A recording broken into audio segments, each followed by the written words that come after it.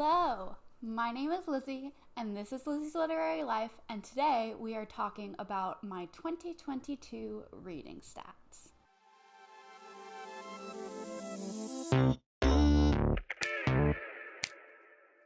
So, reading stats, that's what we're talking about today. I'm a stats girly. I have a spreadsheet that does all my stats automatically. I showed you my 2023 spreadsheet in my Notion tour video, which I think was actually my last video. I read 153 books in 2022. That's fewer than I read last year, but that's okay. And I read 56,775 pages. Actually, let me, I'm gonna make sure there's space for graphs and stats to pop up on the screen. We now have our graph spot right here. I'm gonna put all the info. Yes, I'm like, do I really want to do that? But yes, I'm gonna put all the info on this nice blank wall right here. Yes, I read 56,775 pages, which I don't know if that's a lot. I don't know, but my average book length was 371 pages. I don't want to put these numbers up here because putting text on videos always crashes my editing software, and it's such a pain. So I will put graphs up here, but while I am telling you numbers, you're just going to have to visualize them in your head, okay? Okay. 371 pages per book, which is I feel like very average. That's the average book length. I read some short books, some long books. It is what it is. My average rating, and we're going to get into so many more rating stats later that I actually did today and was really excited about. But my average rating is a 3.65, which I think is okay. I think it's okay. I obviously would prefer it to be higher. But yeah, the average book is average. I'm going to love some and dislike some, and that's okay. On average, books took me 6.5 days to read. I read 155 pages per day on average, which I think is really good. That's what makes me feel like I had a really good reading year, is that stat where I'm 150 pages per day is a lot. I listened to 764.75 hours of audiobooks, though that was all on at least 2 times speed. So more what's this divided by 2? Do it for me, please. More 382 actual hours of listening time. How many days is that? I listened to almost 16 days worth of audio books. That's a lot. That's 2 weeks. I spent 2 weeks of this year just listening to audiobooks. Crazy. My average audiobook length was 12 hours, which I think is pretty standard. If an audiobook is too short, sometimes I would rather read it physically. And if an audiobook is too long, sometimes I'm no. Yeah, and also I think that's kind of the average audiobook length. Then we have, our first graph is up. This one, I wasn't sure if it would be interesting, but I made it at the beginning. And so of the year. This is my average page count by format. So my average pages is over on the left, and that's whatever it was, 370. It looks like they're mostly, I don't know if this is statistically significant, but audio. If you look at the last 2 bars on the right, average audio pages and average non-audio, that's audio versus ebooks and physical. That looks, I don't know if it's statistically significant, but it looks significant to me that audiobooks tend to be longer. The audiobooks that I listen to tend to be longer than the ebooks and physical books. And I think that tracks. I think if a book is long, I'm more likely to be okay, I'll listen to it. I don't know. That kind of contradicts what I said earlier, but I do think I'm more likely to listen to long books than eyeball read them.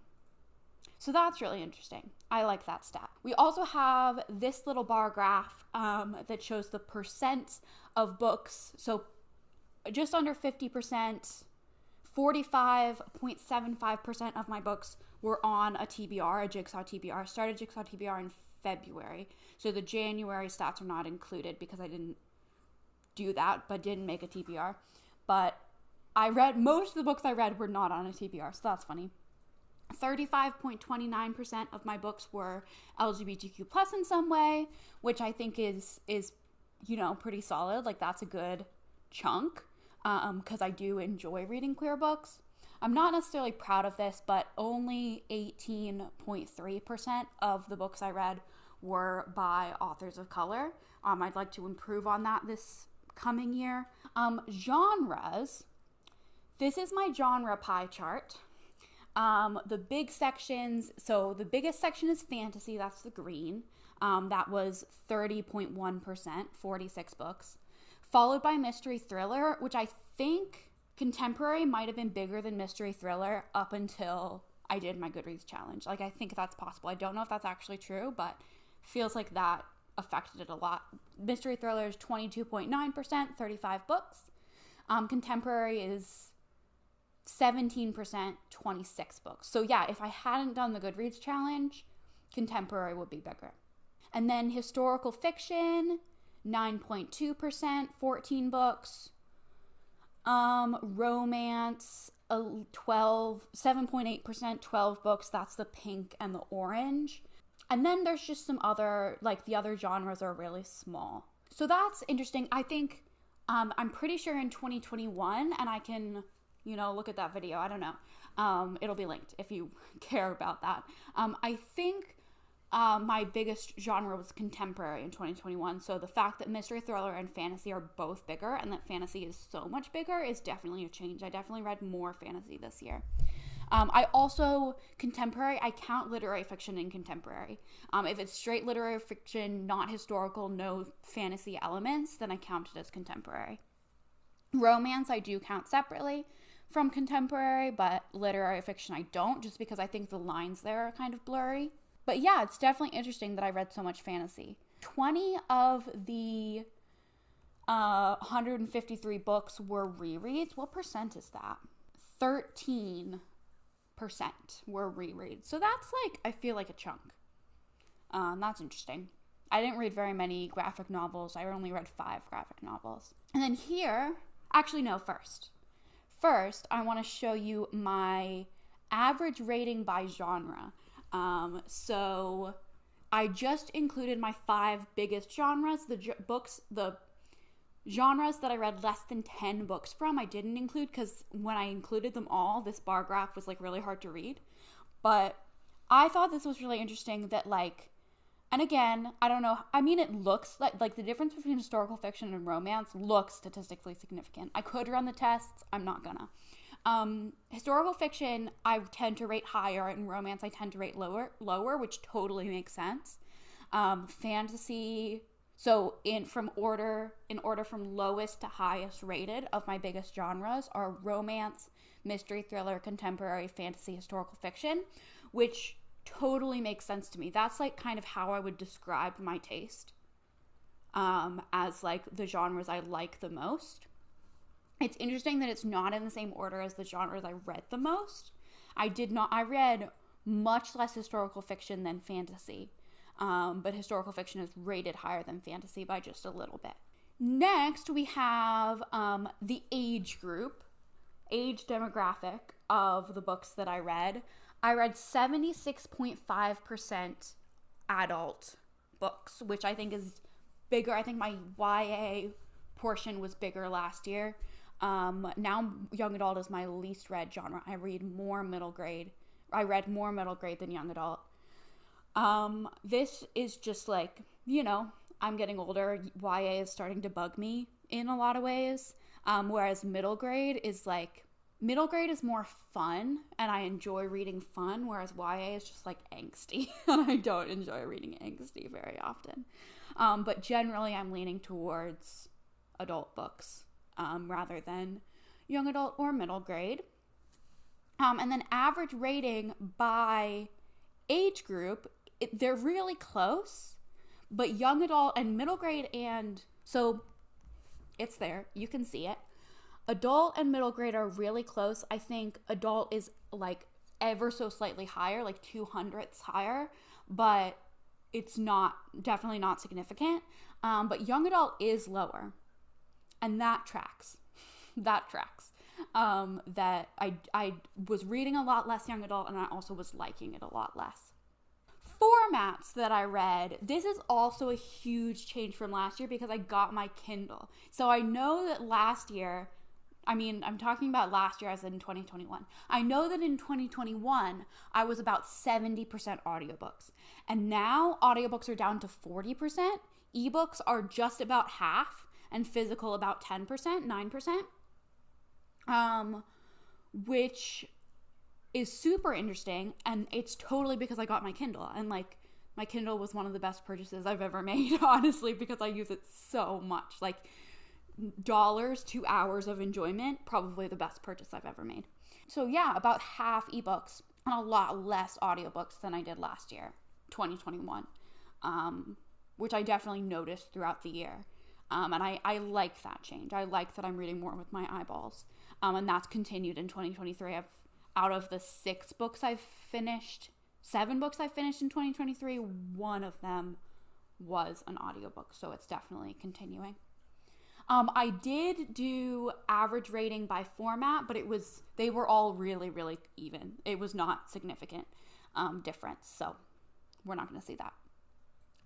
This is my rating bar graph. My highest categories of rating are 4, 3.5, and 3, which is shows in my average rating, followed by 5. I am surprised that I gave more 5s than 4.5s because I feel like this year, 2023 so far, I'm giving more 4.5s than 5s. I really liked this book, but it wasn't a 5-star, you know? So that's interesting. It's only 4 more, but and yeah, 4 being my biggest rating category is consistent with 2021, though I did give more lower ratings in 2022 than 2021 because I did more I'm going to read this for a video, and then those books were not as good. Some of them were not good, I will say. In terms of gender of authors, this is so funny to me that I read 78% authors that are women, and I think that's hilarious. And that's consistent from 2021 and 2023 that I just read books by women. I like them better. So that's kind of funny. Here is my line graph of books read by month. So my worst reading months were July was my worst reading month. And my best reading month was December. I did some big challenges in December, so I read 18 books, whereas in July I only read 8. You can see the dip, considering that in February I was working on my theses. February and March. I read a lot in March actually, but I guess the big crunch time was February, March. I was working on my theses. And then I was reading more right as I was finishing undergrad and graduating in the summer. And then in July, I started grad school, and there's a huge dip there that's only starting to come back up in December. So this all makes sense. And then is this the last graph I have? Yeah, I guess the last one. It's not a very interesting one to end on, but release years, the majority of books I read, not the majority, but the most common publication year I read from in 2022 was 2021, followed by 2022. So I actually read a lot of really recent releases this year. And I read 8 books that were published before 2000, so really not very many. So it's really I'm reading recent releases, the past 3 years. Before 2018, I'm reading a lot less. So, yeah, I'm going to move back to the center now. A chore to edit with inserting all of those graphs, but that's okay. I love stats. I hope you enjoyed this video. I know that it's kind of a niche, nerdy thing, but I hope you loved it because I loved it. I love these stats.